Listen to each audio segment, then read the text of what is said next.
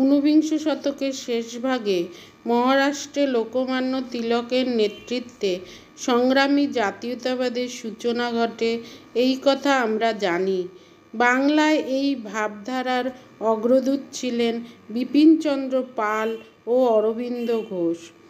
প্রথম দিকে বিপিন পাল ছিলেন একজন মডারেট নেতা। 1897 খ্রিস্টাব্দে তিনি বলেছিলেন, আমি ব্রিটিশ সরকারের প্রতি অনুগত, কারণ আমার দেশ ও দেশবাসীর প্রতি ইহার মধ্য দিয়েই আমার আনুগত্য প্রকাশে কোনো বাধা ঘটে না। আমি বিশ্বাস করি যে এই দেশে ইংরেজ শাসনের প্রতিষ্ঠা ভগবানের আশীর্বাদ স্বরূপ। কিন্তু বিপিন পাল কিছুদিনের মধ্যেই মডারেট নীতি পরিত্যাগ করে সংগ্রামী জাতীয়তাবাদকে আদর্শ হিসাবে গ্রহণ করেন। শিবাজিকে তিনি স্বাধীন জাতি, রাষ্ট্র ও সাম্রাজ্য সংগঠক আদর্শ বীররূপে তুলে ধরেন।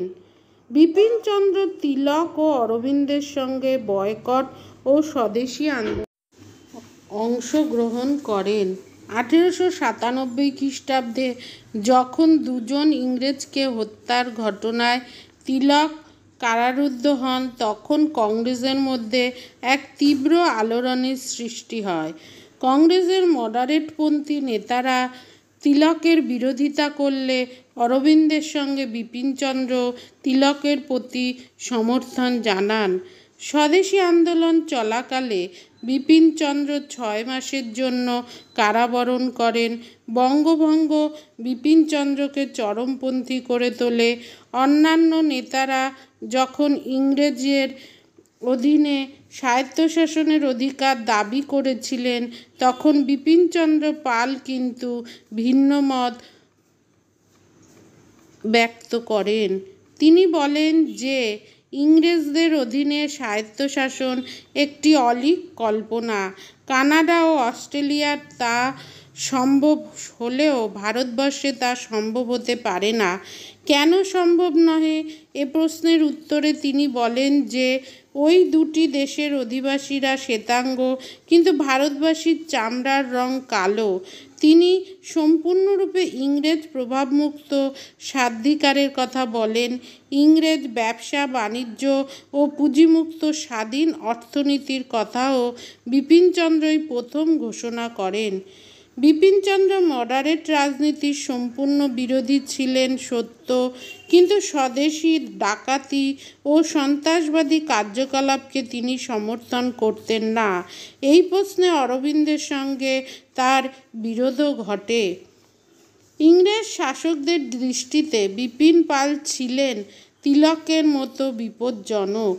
মর্লে মন্তব্য করেছিলেন যে কংগ্রেসে তিলক ও বিপিন পালের প্রাধান্য স্থাপিত হলে উহা সর্বপ্রকার নিয়ন্ত্রণের বাইরে চলে যাবে।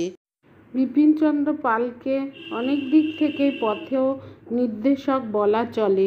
তিনি ইংরেজ শাসনের বিরুদ্ধে অসহযোগ প্রতিরোধ আন্দোলন ও বয়কট কর্মসূচির প্রচারক ছিলেন।